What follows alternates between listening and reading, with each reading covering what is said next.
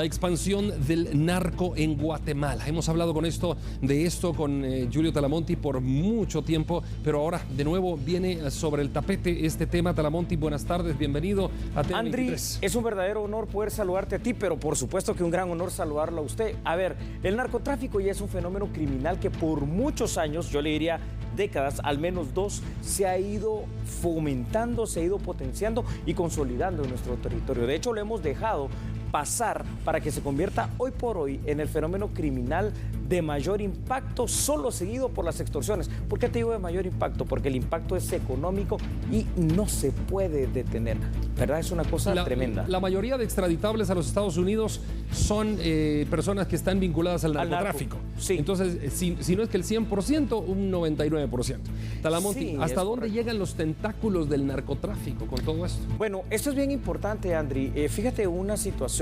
Anteriormente Guatemala, en eso de los tentáculos, era simple y sencillamente un país de paso. Estamos hablando de finales de la década de los 80 y principios de los 90. Pero allí, precisamente en esa década de los 90, con el surgimiento del Cártel del Golfo, con el surgimiento del grupo armado Los Zetas, con el surgimiento de Osiel Cárdenas, particularmente como líder del narco de Los Zetas, con el surgimiento del Chapo Guzmán y esa fusión que hubo de los cárteles mexicanos con los cárteles suramericanos, hombre, es que Guatemala se convirtió en el epicentro de unión de los cárteles sudamericanos con los cárteles de México. ¿Eso qué hizo? El combate de los cárteles sudamericanos y la lucha del gobierno mexicano y estadounidense allá en México hizo que se fueran instalando de a poquito. De hecho, si a eso vamos, 2 de los más grandes narcotraficantes, llamémoslo así, de los cárteles de México, Osiel Cárdenas de Los Zetas y por supuesto Joaquín el Chapo Guzmán lo era, al menos en una ocasión fueron capturados en territorio guatemalteco. Y Talamonti, ojo con eso.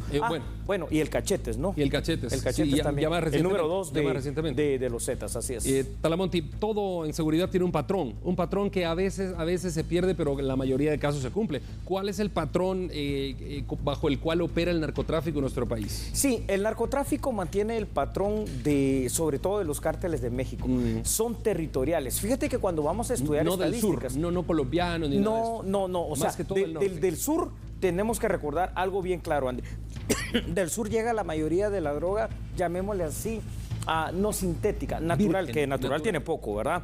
Ahora, de aquí, de México, nosotros copiamos un patrón bien específico. Los cárteles están subdivididos en todo el territorio de los Estados Unidos mexicanos y aquí en Guatemala pasa lo mismo. De hecho, cuando vamos a las estadísticas, lo primero que se nos viene es que Petén es el inmenso territorio que es difícil de controlar y donde aterrizan muchas narcoavionetas y que seguramente es el más utilizado por los cárteles del narco, pero cuando vemos estadísticas resulta que no. Fíjate cómo es esto.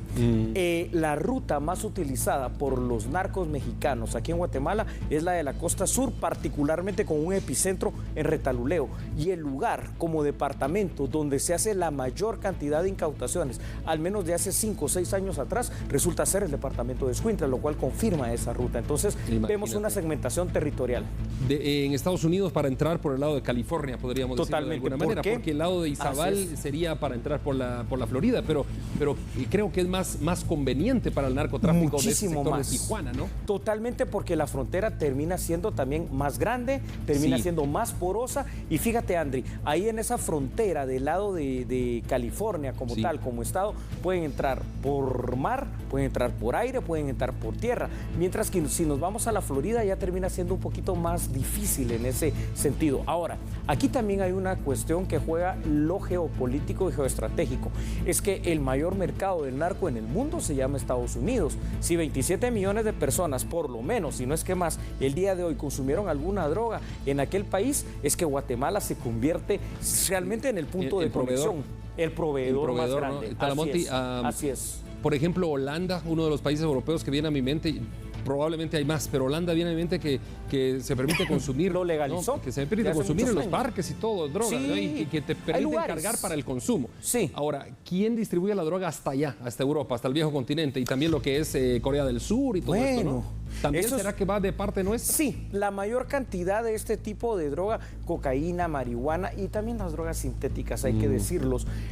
generalmente provienen de esta parte de Sudamérica y de México, pero tienen el gran epicentro guatemalteco, salvadoreño y hondureño, particularmente nosotros aquí en Guatemala. Entonces, esto hace que estos países como los Países Bajos, Holanda, ¿verdad? Como se llamaba antes, pues sean surtidos literalmente por nosotros, entre otras cosas, porque aunque nosotros pareciera que solo somos un país donde la droga pasa simple y sencillamente para ser distribuida, eso es mentira. Aquí en Guatemala se consume ya mucha droga y aquí en Guatemala además, Andri, tú lo sabes perfectamente, somos productores de droga. Aquí se siembra marihuana, aquí se siembra amapola, aquí se siembra cocaína, pero por sobre todo aquí se fabrica la droga de diseño en gran cantidad, sale muy barata y es llevada a México y a cualquier otro destino. Y también por eso es que ahora Guatemala se ha convertido en un país de altísimo consumo. Talamonti, cuando hablas de la droga pues exportada, ¿no? Y que Guatemala sea el principal epicentro, digamos, distribuidor de droga en el mundo, viene a mi mente la pregunta, ¿cuánto porcentaje de esa droga es la que se incauta por parte de la PNC? Si pudieras esbozar algún porcentaje, porque me imagino que es mínimo, ¿no? Sí, fíjate que al final de cuentas el estimado, no de la Policía Nacional Civil ni del Ministerio Público, sino que de agencias estadounidenses como la DEA y de Inside Crime, que son agencias internacionales encargadas del tema de seguridad y justicia, nos dicen que en Guatemala el porcentaje de incautación de droga llega apenas al 2%. Y estamos hablando de alrededor de 400 toneladas en algunas ocasiones. ¿Te imaginas que eso representa apenas el 2%? Quiere decir que un subterfugio también utilizado por los narcotraficantes es que tienden esos señuelos, literalmente, ahí están, 100 kilos de coca, pero van a pasar 100,000 por otro lado. Y entonces no importa la incautación, ¿verdad? Y por eso es que año con año, en teoría, se incauta más droga. Eso solo significa una cosa, que pasa más droga por nuestro territorio. Talamonti, tenemos un semáforo epidemiológico por parte de las autoridades de salud en cuanto a COVID.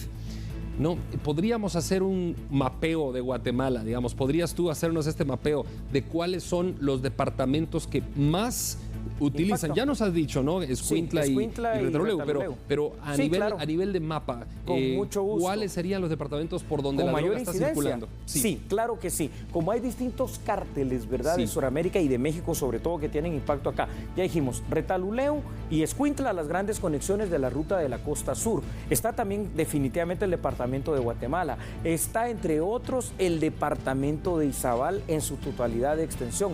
Por supuesto, Baja, Alta Verapaz, y toda esta parte del mar que se utiliza, ¿no? Exactamente, el trifinio, ¿verdad? Como le llamamos aquí en Centroamérica. Por supuesto que el Petén. ¿Por qué? Porque es que ahí tenemos una gran debilidad. Son más de 1,000 kilómetros de frontera que nos separan con México y donde, por supuesto, es un territorio muy fértil para que aterricen narcoavionetas, para que se pase a pie, por mulas, en auto, como sea, literalmente la droga a aquel territorio, ya que en México está toda la infraestructura. Ustedes saben, televidentes, que hoy por hoy uno de los cárteles más poderosos y más temibles que existe en el territorio de los Estados Unidos mexicanos es el cártel Jalisco Nueva Generación, que tiene la capacidad de fuego de desafiar al gobierno de AMLO, de Andrés Manuel López Obrador. Por supuesto que ellos tienen toda la capacidad de desafiarnos acá, porque literalmente son un pequeño ejército, el cártel Jalisco Nueva Generación. Hoy por hoy, el cártel más grande, con mayor crecimiento, pero más sanguinario también que existe en territorio mexicano. Más que los Zetas. Muchísimo más, porque el cártel Jalisco Nueva Generación, y yo le invito a ustedes que lo vean, ha hecho inclusive la ostentación, fíjate, Andri, de grabar por videos que ellos se han subido al YouTube, donde todos lo podemos ver y podemos realmente visualizar y comprender que son literalmente un pequeño ejército, pero cuando te digo ejército, con carros blindados, con armamento de alto calibre, con blindaje especial, con uniformes. O sea, realmente tienen para competir con las Fuerzas Armadas, sobre todo la Marina Mexicana, que es la que combate al narcotráfico allá, y no los pueden detener. Talamonti, llegando a cadenciar el programa, ¿cómo surge un cártel? Y me surge la pregunta. Esta es una historia bien interesante. ¿En Guatemala ¿Habrá algún cártel surgido acá o todos los guatemaltecos pertenecen a alguno de estos que has mencionado? Sí, tenemos que entender algo, es decir, en Guatemala hay narcotraficantes, en México hay narcotraficantes, en Sudamérica los hay. Ojo, en el país de destino, que es Estados Unidos. Aunque no lo digan, también ahí están los grandes capos del narco. Oye, lo que pasa es que ellos no dicen quiénes son. Ahora, aquí hay una cuestión. Los grandes cárteles instalados aquí en Guatemala no son cárteles guatemaltecos que hayan surgido acá, sino que son simple y sencillamente sucursales muy fuertes, con representación inclusive de los mexicanos, del cártel del Golfo, del cártel de los Zetas, del cártel de Jalisco Nueva Generación, de todos los cárteles al final de cuentas, ¿verdad? Que tienen acá Sinaloa, ¿no? Que es muy el fuerte cártel también, de ¿no? Sinaloa, que es muy fuerte, aunque se ha ido debilitando. Sin embargo, recordemos que un viejo, porque literalmente ya tiene muchos años, un viejo narcotraficante que nunca ha podido ser capturado y que pertenece el segundo de a bordo del cártel de Sinaloa, el Mayo Zambada, pues tiene una influencia muy grande aquí en Guatemala también, el cártel de Sinaloa.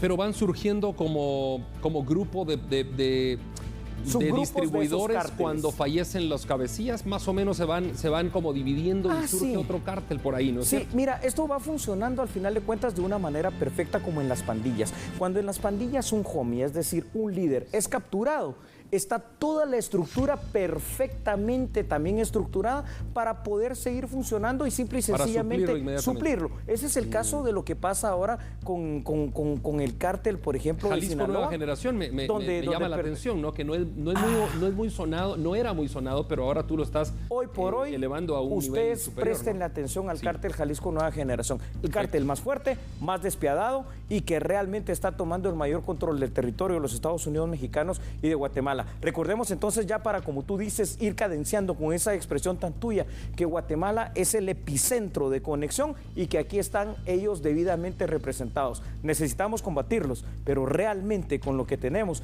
a pesar de los grandes esfuerzos del ejército y de la policía, es muy difícil y muy complicado. Bueno, gracias Talamonti por este análisis. Nos vemos con Talamonti a las 9 de la noche. A la medida se